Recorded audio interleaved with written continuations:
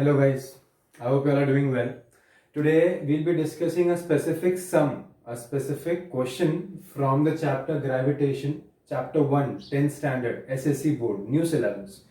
Okay, in exercise there's a question number 4, which has actually caused problem for many of the students. So I thought to discuss this question. So it will be easy for you. It's kind of derivation, it's kind of a numerical. It is generally asked for 2 to 3 marks, even sometimes for 4 marks. Okay, so let's solve this numerical.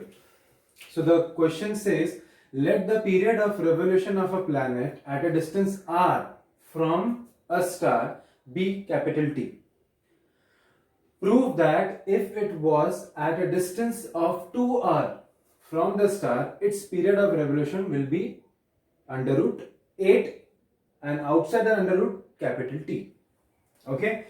So initially try to understand the question. If you read the question, they have said that there is a star present here, okay, and there is a planet which is located at a distance r, and this is revolving around. If I consider planet position would be fine here. So in this way, here is the planet, and planet is revolving around this star. So the distance between them is r. Okay, and the time period, the period of revolution means what? Time taken for completing one single revolution. So the time taken for completing one single revolution for this planet is considered as capital T. Okay, so they have said that what will be the time period, or you need to prove that this much will be the time period taken by the planet if the distance is increased to 2r, as in one more r is added. So for example, this will be the new path generated, and this will be 2r having r and r. Okay, so if you see, question is divided into two parts. The first part, always remember, try to find out parts in the question. It will be easy for you to solve. So see, let the period of revolution of the planet at a distance r from a star be t. So the first condition is given. Let's write down the quantities for first condition. They have said the distance of the planet from the star, that is r1. Let r1 be equal to r. If you want a difference, you can take small r. Okay. Along with that, they have also said that the time period t1 is equal to t. Okay. Along with that, the second condition says, prove that if it was at a distance of 2r from a star, its period, this much is the question part. We have to prove it. So they have said the second condition. They have given the second condition, that is r2 is equal to 2r. So you need to prove that t2 is under root 8 outside the root capital T. So let's consider t2 as question mark. Okay. Now, if you observe here, the relationship, there is r and t. If you recollect from this chapter itself, there is a Kepler's law, third Kepler's law, which suggests that the square of time period or time taken by a planet to cover or to complete a single revolution around the sun or around the star is directly proportional to the cube of the average distance between the star and the planet. See, this is the relation which we know. So as I saw that t and r is present, I automatically tried to derive this equation. Okay, so whatever quantities are given, on basis of that, try to come to a specific relationship or a formula which will help you to solve the numerical. So this is a known formula. So what I know is, I know that t square will be equal to constant into r cube.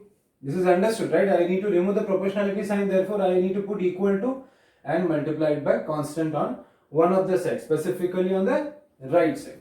So this will be my ratio. So for first case, let's consider this as case 1 and this as case 2. So what can I see? For case 1, what will it be? It will be t1 square is equal to constant. Here I consider constant as c, only for this question. Constant into r1 cube. And similarly, for case 2, I can say T2 square is equal to constant into R2 cube. See, the constant remains same as its relationship, right? So according to this, now I have two equations. I have this 1 and 2. Straight away, what we'll do is we'll divide 1 and 2. Okay? We will divide 1 and 2.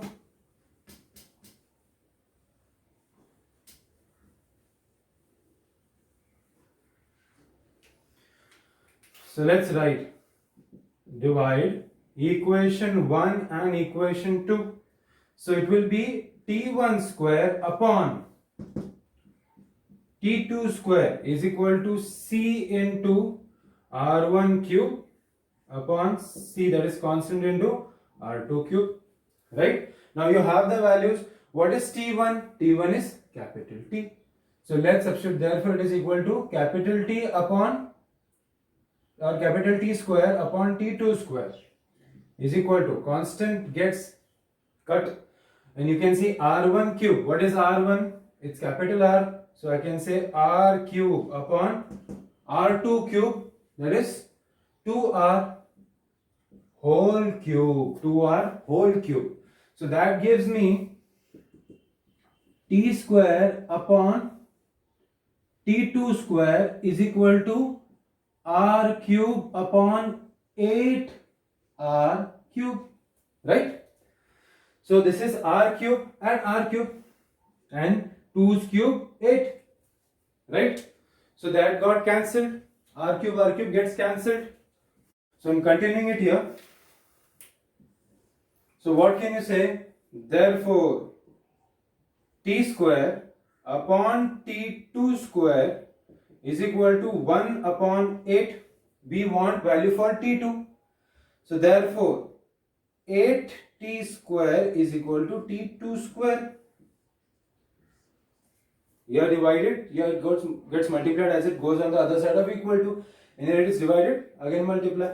Therefore, I can write T2 square is equal to 8T square. Take square root on both the sides.